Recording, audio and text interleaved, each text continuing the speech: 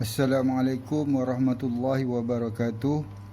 Hari ini saya akan menunjukkan satu contoh penyelesaian kepada soalan lita kawalan hidrolik.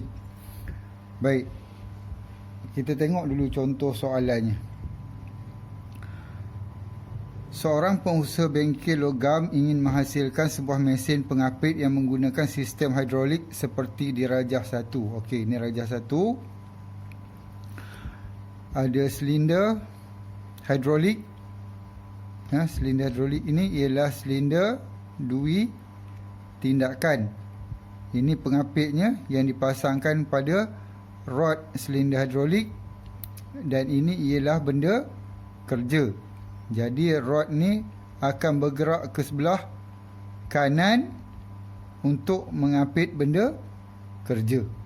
Kalau kita tengok rajah ni lah.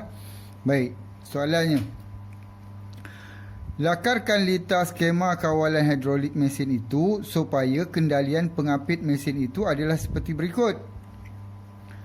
Pertama, boleh berhenti di mana-mana kedudukan. Kedua, bergerak dengan perlahan semasa menolak ataupun mengapit dan mengembali kedudukan dan kembali ke kedudukan asal dengan cepat. Ketiga, sistem dilindungi dari tekanan bendali yang berlebihan. Baik, kalau kita tengok daripada soalan ni, kita dah boleh tahu bahawa yang pertama ni boleh berhenti di mana-mana kedudukan. Kalau berhenti di mana-mana kedudukan dengan menggunakan silinder dui tindakan, kita kena ingat bahawa kita kena pakai injap kawalan arah 4-3. Okey. Injap kawalan arah 4-3 untuk nombor 1. Tapi dalam lita nanti macam mana kita nak lukis? Itu yang kita nak belajar. Bergerak dengan perlahan semasa menolak ataupun mengapit dan kembali ke kedudukan asal dengan cepat. Yang ini kita kena gunakan gabungan injap sehala dan juga penghad. Macam mana kedudukan arah injap sehala tu nanti, itu kita kena belajar macam mana nak lukis. Sistem dilindungi dari tekanan bendali yang berlebihan. Yang ini pun kita perlu ingat. Bila sistem dilindungi daripada tekanan berlebihan, kita kena pakai injap pelega tekanan. Macam mana nak lukis? Ini yang kita nak belajar hari ni. Okey, kita lukis. Untuk melukis gambar rajah lita, kita perlu lukis dia daripada bahagian bawah dulu, iaitu daripada bahagian tangki. Baik, simbol bagi tangki macam ni. Okey, ini ialah simbol bagi tangki simpanan. Kemudian di atas tangki simpanan ada penyaring ataupun penapis. Baik. Kemudian di atas lagi ada pam. Pam hidrolik. Okey, digandingkan dengan motor elektrik. Jadi kita kena ingat simbol-simbol ni. Baik. Kemudian naik lagi ke atas. Di sini ada injap pelega tekanan.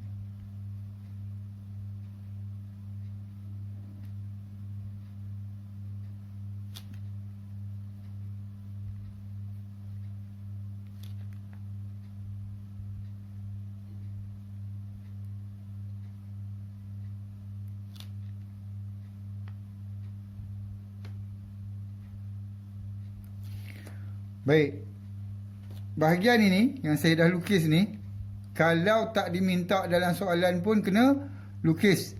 Contohnya injap pelega tekanan ni. Kalau dalam soalan yang saya bagi contoh ni tadi, Soalan ni bahagian 3 tu dia ada minta sistem dilindungi dari tekanan bendali yang berlebihan, iaitu menggunakan injap pelega tekanan. Tapi andai kata dalam soalan tak minta macam ni, dia tak minta, katakan soalan bahagian 3 ni tak ada, kita tetap kena lukis. Tetap kena lukis sebab ini adalah sistem keselamatan dalam satu sistem kawalan hidrolik.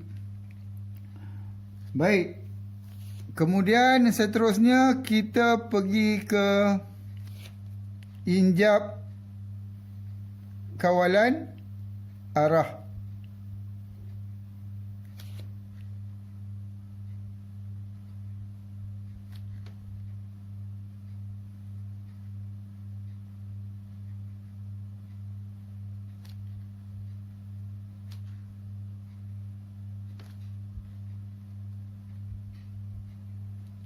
Apabila berhenti di mana-mana kedudukan, gunakan injap kawalan arah 4, 3. Baik. Dia mesti berada dalam keadaan sedia. Sedia maksudnya tidak berkendali. Kalau macam ni, di tengah-tengah ni, pada kedudukan 2 ni, ataupun pada kedudukan neutral ni, ini tidak berkendali.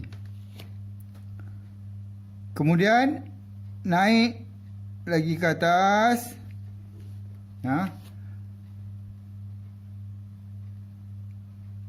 Terus ke silinder.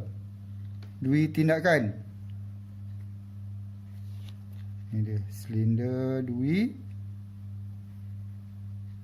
tindakan.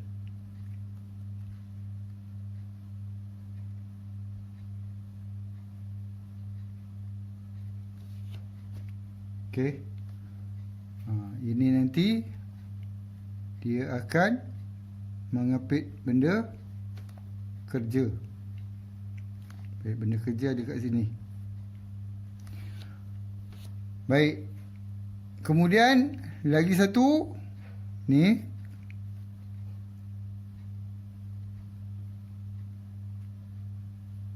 Okey, masuk kat sini.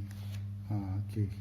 Ini hampir lengkap, tapi belum lengkap lagi, belum memenuhi kehendak soalan. Kalau macam ini, litarnya yang kita lukis, omboh ni, apabila ditolak ke sebelah kanan, injap ni apabila ditolak ke sebelah kanan, omboh ni akan bergerak ke sebelah kanan. Omboh ni akan bergerak ke sebelah kanan dengan laju. Maksudnya kerja mengapit dengan laju. Kemudian jika berada pada kedudukan ni, kedudukan yang kedua ni, maksudnya apabila tuil ni ditarik, omboh akan kembali kepada kedudukan asal juga dengan laju. Tetapi dalam soalan dia kata pengapit tu bergerak dengan perlahan semasa menolak. Kalau bergerak perlahan semasa menolak, kita kena guna penghad. Penghad, kalau ada simbol anak panah ni, penghad boleh laras. Baik. Apabila kita pasang penghad ni, kalau kita tolak tuil ni ke sebelah kanan, injap ni berada pada kedudukan 1. Katakan ini kedudukan 1, ini kedudukan neutral, ini kedudukan 2. Kita boleh juga label 1, 2, 3. Mana-mana. Asalkan kita faham dan kita boleh terangkan. Baik. Apabila berada pada kedudukan 1, omboh ni akan menolak rod ke kanan untuk mengapit benda kerja dengan lahan.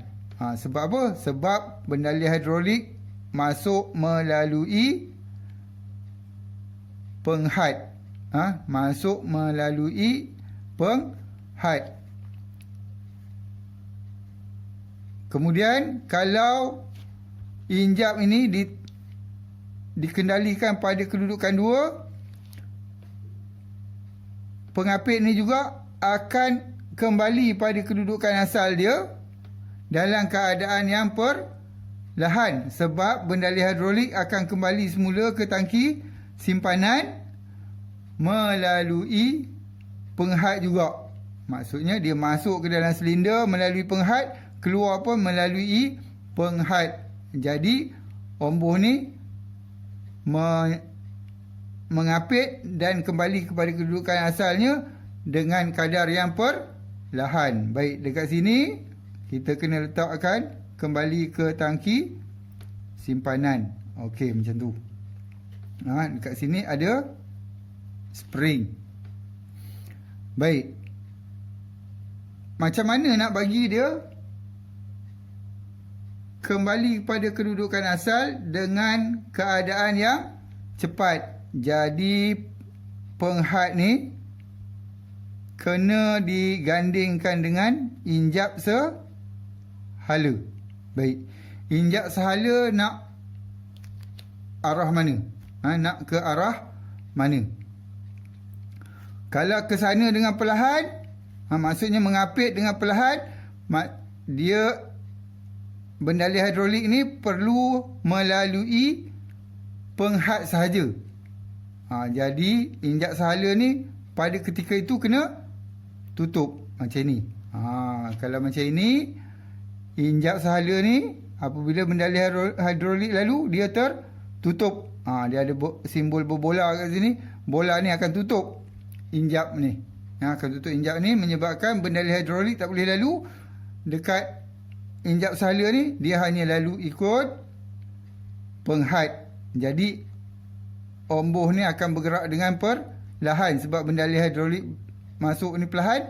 Ombuh ni bergerak perlahan menolak pengapit ni untuk mengapit dengan perlahan.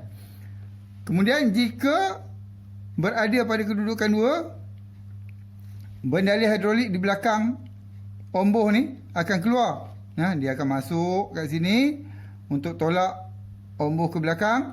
Bendali hidrolik di belakang ni akan keluar melalui penghad. Apabila dia melalui penghad, dia perlahan lah kan. Jadi tekanan tu akan menyebabkan bendali hidrolik tadi pergi kat sini dan menolak berbola ni. Dekat sini tak ada yang menghalang berbola ni. Dia tolak berbola dan injap sahala akan terbuka. Apabila injap sahala terbuka, bendali hidrolik boleh lalu. Jadi dekat sini bendali hidrolik boleh lalu melalui injap sahala dan boleh melalui penghad. Jadi aliran bendali hidrolik tu akan jadi laju, menyebabkan pengapit ini akan kembali kepada kedudukan asal dia dengan kadar yang laju juga. Baik. Saya harap semua dah faham bagaimana kita nak melakarkan litar skema kawalan hidrolik.